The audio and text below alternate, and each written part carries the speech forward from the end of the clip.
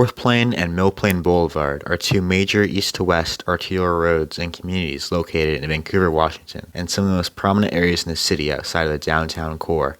They carry large numbers of commuters across the city every day, but their roles as transportation corridors have had a longer history than most would otherwise imagine. They are the result of the accumulation of thousands of years of history, from indigenous trails to fur trade networks, and to a celebrated multicultural community today. Fourth Plain and Mill Plain today stand among some of the most diverse and dynamic areas in Vancouver, with a flourishing Hispanic community, small businesses, and culture. However, this is not without contention. These areas face displacement and anxiety due to federal immigration enforcement targeting them. This video explores the history of these two roads and how they reveal the continuing importance of commerce and the communities that grow alongside them.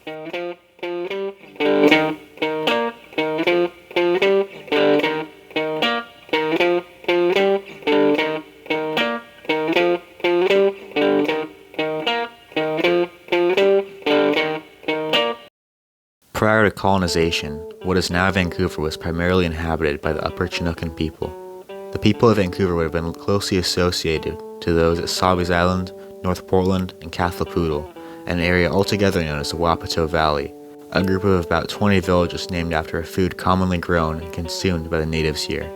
This area was especially unique for having the densest population of indigenous people north of Mexico, and some evidence even existing for permanent, year-long settlements.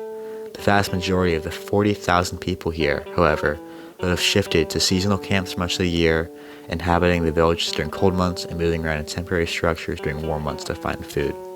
Other tribes with importance include distinct inland tribes like the Klickitat, the namesake of the Klickitat Trail, a long network of trails and prairies through the Cascade Mountains, which they would use to trade with the Chinookan tribes, as well as the Cowlitz, a Salishan tribe who would sometimes travel down into Clark County as well. The area of Vancouver was of particular importance as the area where many trails stretching out into the country would meet, holding a status for centuries as a crossroads. One practice held by the indigenous people of the area was controlled burnings. They would routinely burn areas as a manner of land management with the aim of creating favorable conditions for plants like camas, berries, and wapato, as well as creating grasslands, attracting deer and elk, prime conditions for hunting. Roughly 9 of these clearings existed in the Vancouver area, most of which along the Klickitat Trail. Interestingly, this lower part of the trail stretching through Vancouver follows a remarkably similar path to where the road of Fourth Plain goes now, from Fort Vancouver Way up to Orchards. It is not unrealistic to imagine that the road later developed was based on these original native trails. Mill Plain, similarly, was another one of these clearings with trails leading up to it from other prairies. The importance of these trails can hardly be overstated.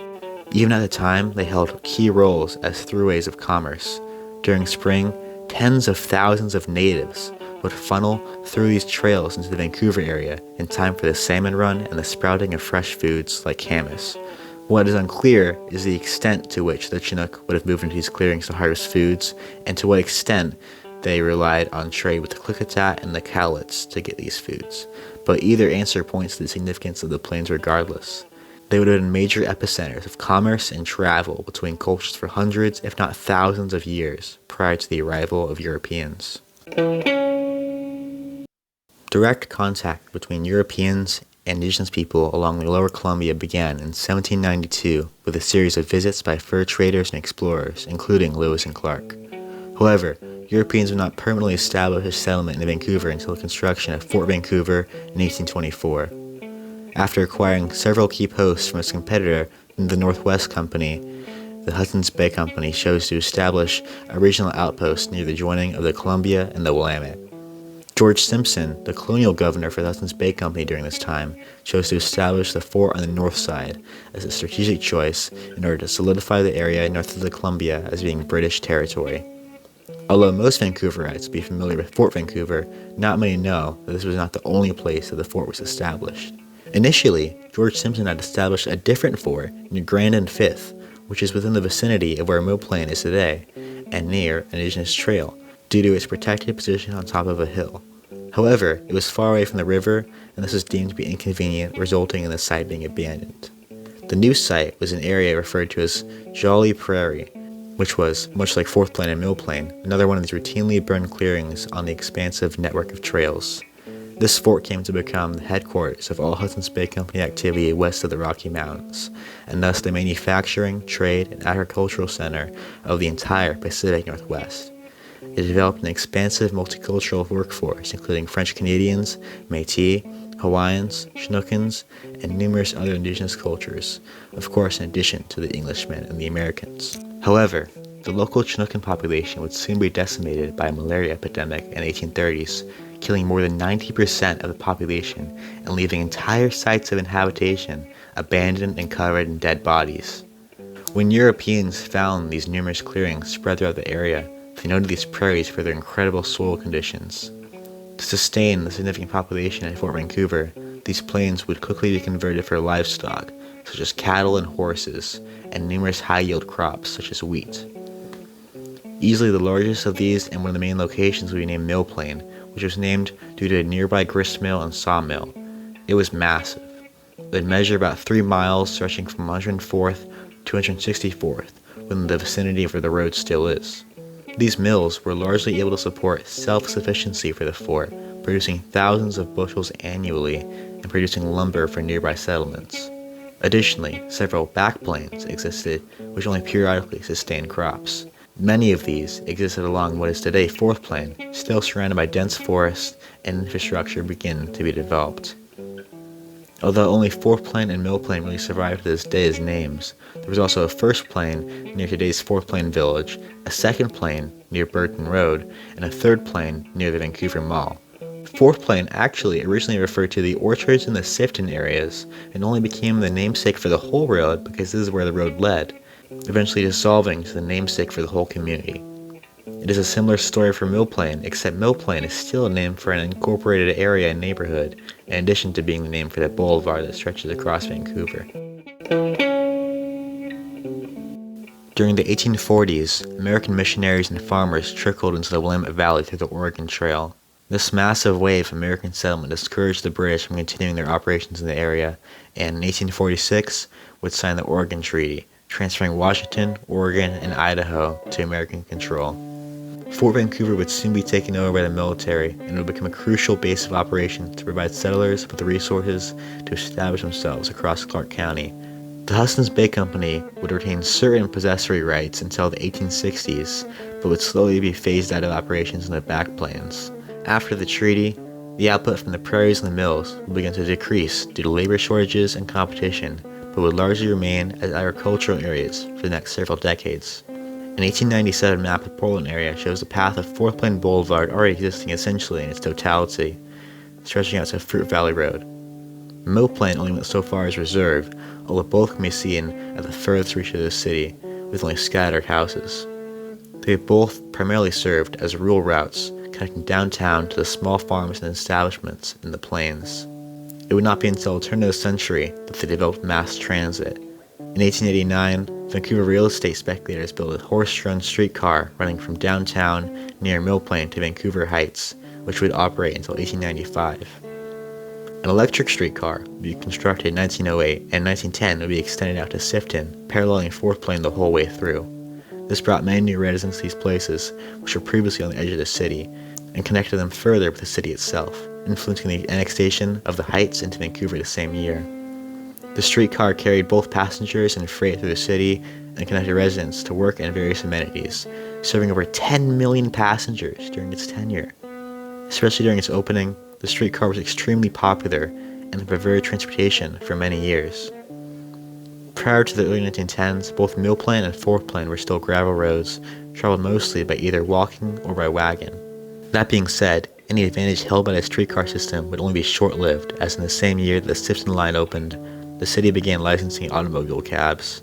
Only a few years later, 4th Plain and Mill Plain would be paved, making car-based transportation much more possible.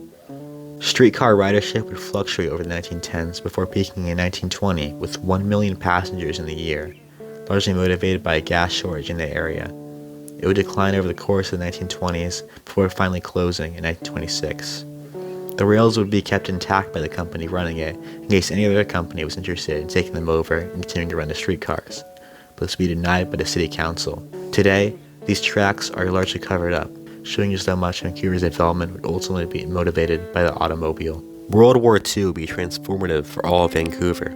Vancouver happened to be selected as the location for the new Kaiser shipyard to support the war effort, bringing a massive new infusion of people into the city, which more than quadrupled the city's population, going from just 18,000 to more than 80,000 in a matter of months.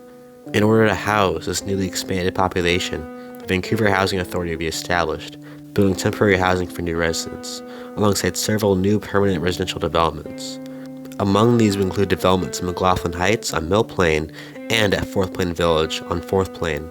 These would both be instrumental to the development of the roads beyond rural roads into urban corridors and communities.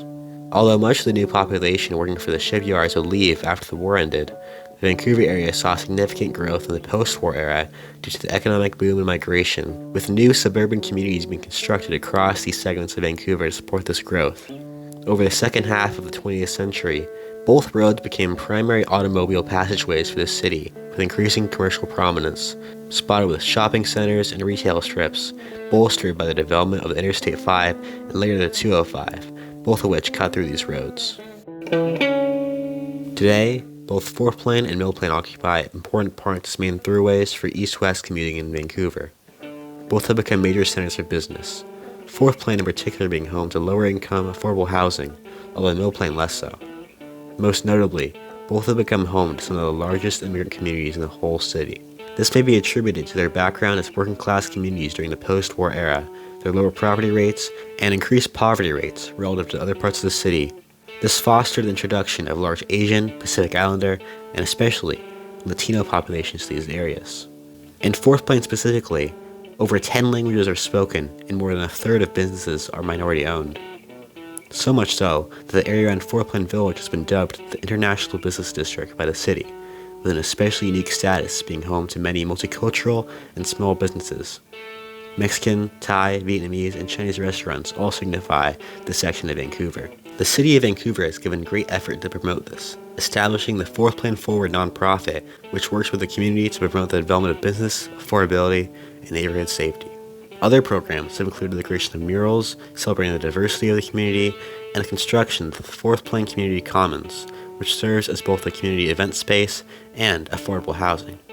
Although Mill Plain has struggled to build as much of a unique identity, nor is it home to a designated international district, it maintains significant retail function with numerous chain stores and a similar large immigrant community. The city clearly identifies the both of them as among the most important parts of the city to connect, as Vancouver rapidly develops into one of the largest cities in the Northwest. This can be seen by the city developing its first two bus rapid transit lines stretching down these roads. This began with the Green Vine in 2017, serving Fourth Plain and stretching from downtown to the Vancouver Mall, and was followed up by the Red Vine in 2023, serving Mill Plain and stretching across the boulevard. Both see a ridership of roughly 1 million in a given year, clearly indicating the important roles of these roads in the city and transit, in addition to the number of cars rolling down these streets. However, recently, in large part due to their diversity, both have been caught up in increasing struggle and targeting from federal officials. With President Trump ramping up immigration enforcement, the immigrant communities on these roads have come under a threat by ICE, sometimes in violent incursions on community members. In one instance in December, Customs Enforcement detained a man in front of a Mexican restaurant in Fourth Plain and ran over his legs, refusing him medical care. ICE has frequently and illegally apprehended and detained members of the community on these roads, so much so that it has hampered small business growth and led to many shutting down. Anxiety and fear about being approached by ICE has led to many customers and residents avoiding the corridor and resulting in a lack of business. The community has been incredibly outraged by these actions.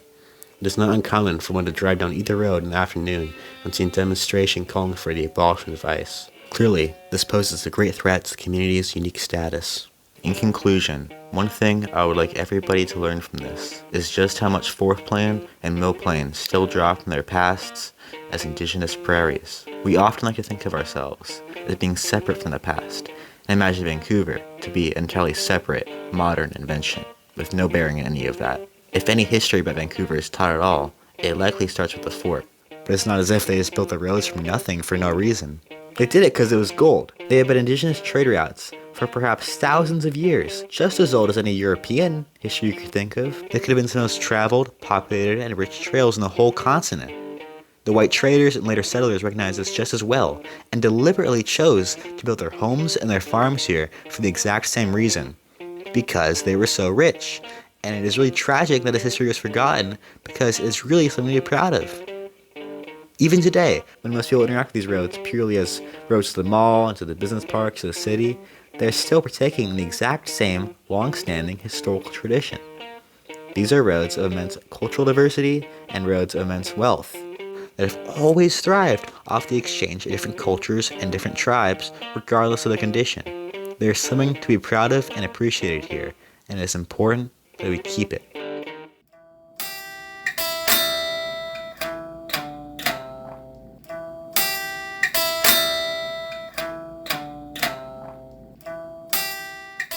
Hui hui tum tum.